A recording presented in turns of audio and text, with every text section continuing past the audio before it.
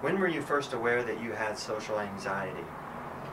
Well, I never really knew what social anxiety was until I found the website, but I think I was aware that I had something.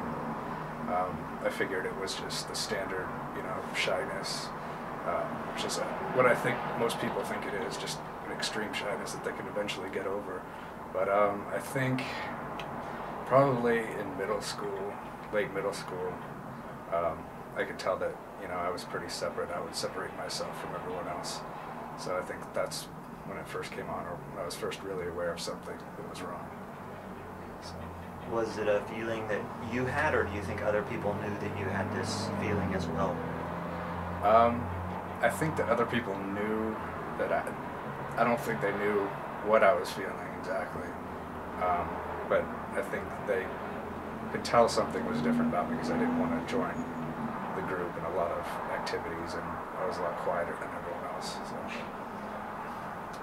Were you comfortable with it at that time, or was it something that caused you some amount of distress?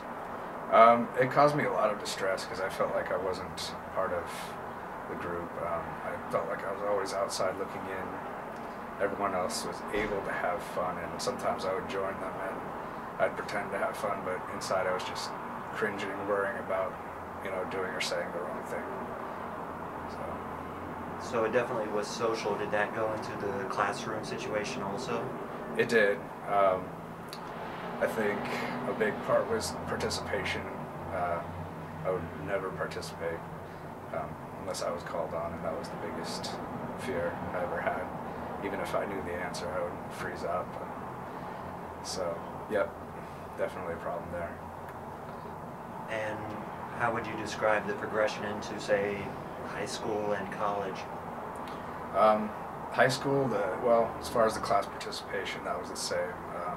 But socially, I was able to find a small group of kids that I could hang out with that were actually a little bit like me.